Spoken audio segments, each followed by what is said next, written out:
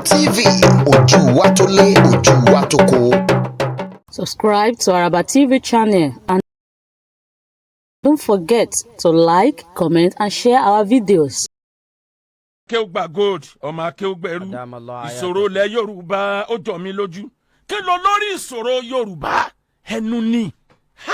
Yorùbá mọ̀ lẹ́nu o àwọn ọ̀ràn yòókù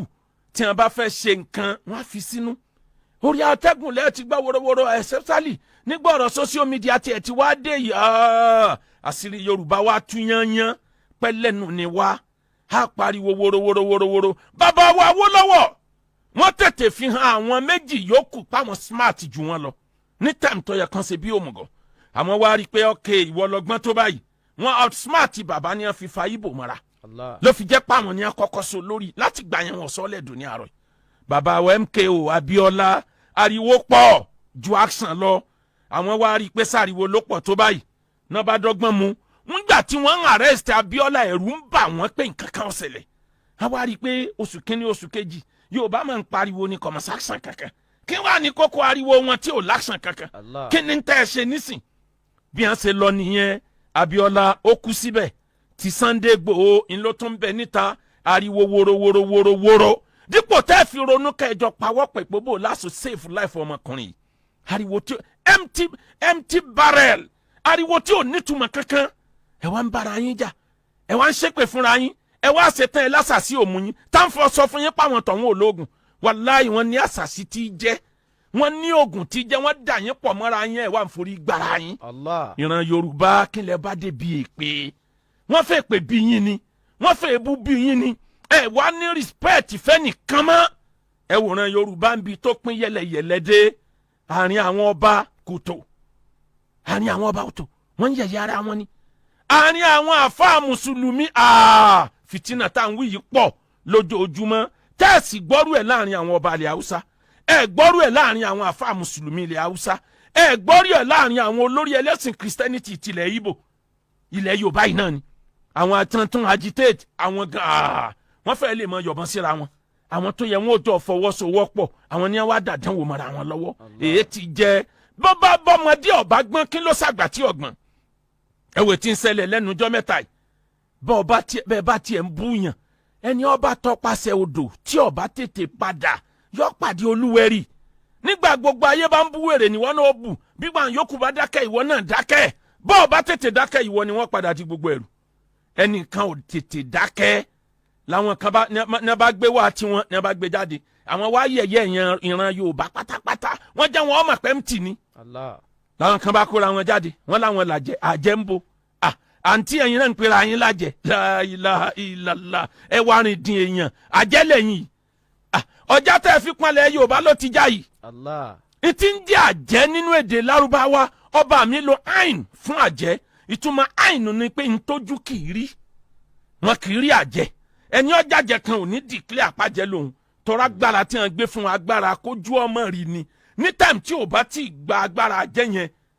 ẹ mọ̀ rí tó bá ti gba ẹyẹ tàbó di nǹkan tó fẹ́ dà ẹ lè rò gangan mọ́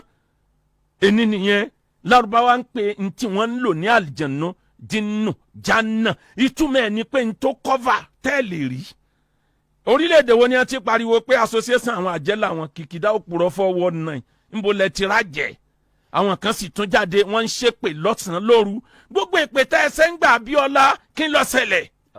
Babangida ń bẹ láyédò ní ẹni ẹgbẹ́ pósí ẹ̀ gbogbo ìpè tẹ́ ń sẹ́ yìí náà kí n lẹ lérò pé yóò ṣẹlẹ̀ tí pé yóò bá wá jà mọ́ wọ́n wá sọ fún yín pé kọ̀tàn kí wàá lẹ ní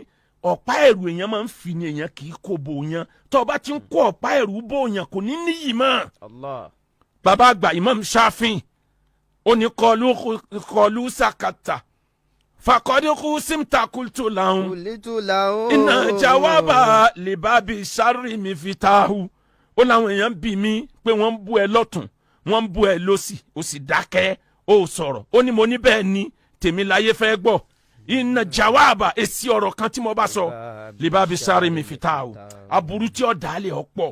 bẹ́ẹ̀ bá jó lórí ayé ẹ máa ní àgbàmọ́ra ẹ máa lè sacrifice ẹ tiẹ̀ lè sọ pé mo gbọ́ ìṣẹ̀lẹ̀ kan mo wà ń bẹ̀ ń jọ́ náà lọ́hùn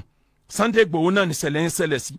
òun àtẹnìkan tí ń fún lọ́wọ́ tí ń ràn lọ́wọ́ nígbà yẹn ó ń tọ̀hún ló bú wọ́n wá ń sọ̀rọ̀ yẹn ló wá ní ẹ rí i pé mi ò fún lésì sọ́dà kéèdì ọmọ ọmọ èèyàn ìyá méjì béèdì bá mú wọ̀ só sì yẹ kéèdì omi mi òun kan lọ sọ bẹ́ẹ̀ jáde béèdì bá mú ọmọdé só yẹ kéèdì ọmọ àgbà ìran Yorùbá ẹnu ni wórówórówóró àwọn tá a sọ pé wọn ò gbọ́n tó wa wọ́n ti fi hàn pé àwọn gbọ́n jù wá lọ. abẹ́ẹ̀rí ni abẹ́ẹ̀rí nǹkan ni ẹ̀rí ẹrú tí ń sùn ẹni tó jẹ́ ẹrú tí ń sùn namal abudu alasẹ̀rìrì ẹrú ń sùn lórí bẹ́ẹ̀dì ẹni tó wá jọmọ lúàbí mafarisu uturọ́ọ̀bù orí èrùpẹ̀ ló ti wá ń sùn nítorí pé kí ni ẹ ti yẹ̀yẹ́ gbogbo ń tẹ́ gbé dání àwọn ọba ilẹ̀ Yorùbá ní tí ò yé majority agbára tí majority ọba Yorùbá fi ń halẹ̀ bẹ́ẹ̀ bá fẹ́ rí bí agbára yẹn wà ẹ lọ museum ní Britain ẹ lọ sí Brazil nígbà tí ń ta activists majority àwọn tẹ́ ń pè ní kinní ní ti tagbára wọn dànù agbára àjànú tí ń bẹ lọ wọn ti ta wọn ti fi gba dọ́là nítorí poverty àfi díẹ̀ nínú àwọn ọba tí wọ́n ní integrity ibo ni concept ọmọlúàbí ilẹ̀ Yorùbá ń bolẹ̀ gbé sí gan ọmọdé ò respect àgbà mọ́ àgbà ọ̀sánú ọmọdé mọ́ gbogbo ẹ̀ wá fọ́pọ̀ anabi ni wallahi laysa minna man lam yarham sagirana wala yukrimu kabirana wallahi laysa minna anabi ni kì í ṣe mùsùlùmí kì í sára àjọ èmi anabi àgbàlagbà tí ò ṣàánú ọmọdé àtọmọdé tí ò respect àgbàlagbà gbogbo ẹ̀ fọ́pọ̀ nílẹ̀ Yorùbá ilẹ̀ Haúsá àwọn ọba wọn kódà bíjà ń bẹ láàrin wọn ìlú mọ̀ nígbà ò lẹ gbọ́ pé àwọn àfàlẹ̀ Haúsá ń bára wọn jà àwọn pásítọ̀ ò sí ń bẹ̀ ni wọ́n ń bẹ̀ náà ṣé kò sí àwọn tí wọ́n agitate náà ń bẹ̀ ni wọ́n ń bẹ̀ wọ́n fi pamọ́ ni ariwo worowóró empty barrel make the most sound ẹ kàn ń pariwo láì nídìí kan ẹ lọ kẹ́kọ̀ọ́ ẹ wo Bọ́lá Ahmed Tinubu bí wọ́n ṣe bu tó ṣe rìkọ́dà ẹni tó mọ ibi tí ń lọ àwọn yẹn irinṣẹ́ òṣèlú wọn pé kán tó gbé kán tó kọrin ta ọmọ ibi tí ń lọ bẹ́ẹ̀ ṣe bu tó ṣe rìkọ́dà ń dọ́gbọ́n ṣe ni tọrọ mọ̀ pé tí ó dínà tóun lé ni kò wọ́n dá yín lò. àmọ́ tààrà lè ó sì dà tún ṣe wá ìyàsọ́ mi ta tún. àfààní ẹ̀rí ni abẹ́ rí. wàlẹ́ kálí bùyúkú ṣàlámùrí wà náà bá ń. wàlẹ́ kálí bùyúkú ṣàlámùrí wà náà bá ń. ó lẹ́ẹ̀rí nǹkan ni ẹ̀rí kìnìún ẹ̀rí páyé ń bẹ̀rù kìnìún ni kí ló dé tí wọ́n ń bẹ̀rù kìnìún kìnìún kì í ṣàdédé rọ́à kì í ṣàdédé pariwo yóò dákẹ́ yóò máa wòran ni àmọ́ ayé ń bẹ̀rù kìnìún nítorí ipò dákẹ́ ayé ọ̀wá bẹ̀rù ajá wà wà ná báhùn nítorí pé gbogbo gbàlájà máa ń gbogbo tọ́ba tún gbọ́ wọn ni wèrè ajá Mr. Jack ló tún dé. wàlíkálí bùyúkú ṣàlámùrí wà náà bá. ìran Yorùbá àní ikán parapọ̀ wọn mọ́lé. ìrà wọn parapọ̀ wọn màgìyàn. Yorùbá ẹ jẹ́ ká pàwọ̀ pọ̀ káronú kíyà máa jẹ́ wàhálà ń bẹ̀bẹ̀. kíyà máa jẹ́ wàhálà ń bẹ̀bẹ̀ kíyà máa jẹ́ wàhálà ń bẹ̀bẹ̀. bàbá wa Olúwo lẹ̀ wò mo fọba tó níyìn mo fi bẹ̀yìn ilẹ̀ Yorùbá ti wà divided already ẹ má tún fọ̀rọ̀ ẹ̀sìn ẹ má tún fi kún un bẹ́ẹ̀ bá lẹ́yìn mú fúti nísìn ó ṣe ó dáa kí gbogbo òlú kọ̀ọ̀kan kọ́ba kọ̀ọ̀kan náà ọmọ yẹn mú fúti ilẹ̀ Yorùbá kò ní níyì mọ́ ẹ bá fìyẹn lẹ̀ sáwọn àfa bẹ́ẹ̀ bá yan mú fúti ilẹ̀ Yorùbá àti mùsùlùmí sẹ́ẹ̀sì lọ yan olórí tàwọn ẹlẹ́sìn Christianity náà fún wọn ní tẹ́wàá pè ní of Yorùbá land sẹ́ẹ̀sì rò pé àwọn mùsùlùmí bí Yorùbá bí mùsùlùmí ṣe mùsùlùmí yìí kò lè work ẹ dákun Ọlọ́run ti pọ́n yín lé pẹ̀lú ń tẹ́ gbé dání bàbá Olúwo ẹ sacrifice bílẹ̀ Yorùbá ó ṣe unite ọ̀tọ̀ nìyẹn ọ̀tọ̀ làwọn oyè of Yorùbá land ńgbọ̀ ọba yansìn ẹ̀yin náà yan oyè ìbílẹ̀ of Yorùbá land bàbá wa alákẹ́ ọ̀yàn of Yorùbá land so níyì mọ́ kò sí yìí mọ́ ẹ jẹ́ àṣẹ bí hàn ṣe kó lè rí bí ṣe rí ẹ fi ọ̀rọ̀ yìí lẹ̀ fáwọn àfáà ẹ fi tàwọn kírísítẹ́nì lẹ̀ fáwọn ẹlẹ́sìn kírísítẹ́nìtì ẹ dípò tẹ́ mú ẹ dì mú Ọlọ́run dẹ̀ ní gbé yín ṣubú wọlá títóbi alukur'an ẹni fẹ́ ra lé ẹ bá lè ṣe akéwògbà gold ẹ bá wa dòwò pọ̀ anílẹ̀ táǹtà anílé àwọn nǹkan yìí ni ò jẹ́ rí wa lágbá àwọn oníjẹkújẹ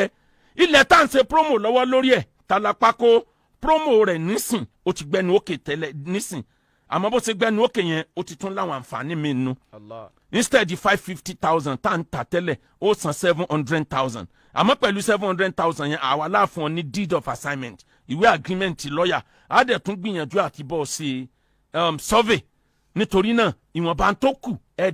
wá bò girigiri eléyìí tó wà lẹ́yìn ẹ̀ ní farmland ìyẹn ò tí ì kú ní 500,000 naira per acre lọ́nà Ìbàdàn sí Sẹ́yìn ìrìnsẹ́jú mẹ́wàá ní sí tógèètì Ìbàdàn eléyìí tá a ṣẹ̀ṣẹ̀ bẹ̀rẹ̀ ní ọ̀nà Ìbàdàn sí Sẹ́yìn kẹ́ ẹ tó dé odò Ògùn nílẹ̀ yẹn wà ó fèsì títì ní buy one get one free 550,000 naira ló san bọ́ ọ bá ti san ó ti ní éka méjì lọ́dọ̀ wa ẹni fẹ́ lọ àràfà àrọ̀rùn ẹ tẹ̀lé lé sí Akeugba Gold ẹ sanwó hajj yín kí December tó kọjá wọ́n lè ṣòfin pé bọ́dún tí ń bọ̀ bá ti dé wọ́n mọ̀ gbowó hajj máa o umura December èmi gangan ni màá lead pẹ̀lú ògo Ọlọ́run láti káwọn èèyàn mi lọ a ti wọlé láti December 26 ara baitelatik láwà di January 1 bàbá dán di 4 à ń lọ Dubai à ń lọ lò gbádùn ọjọ́ mẹ́ta ẹni ń wọkọ ẹni ń wáyà ẹ má jẹrà kálé 08057818180 ẹ lo WhatsApp number yẹn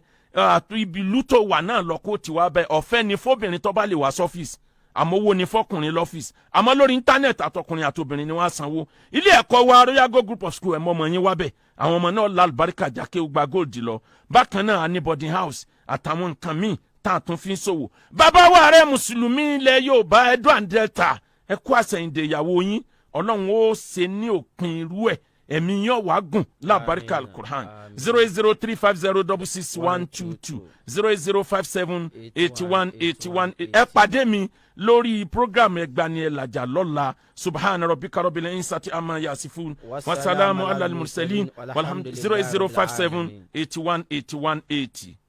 ẹ̀gbọ́n ta ló ń dá wa lára yá o. ẹ̀ṣẹ̀ fẹ́ra ló mú. Àràbà TV ojú wa tó lé ojú wa tó kó.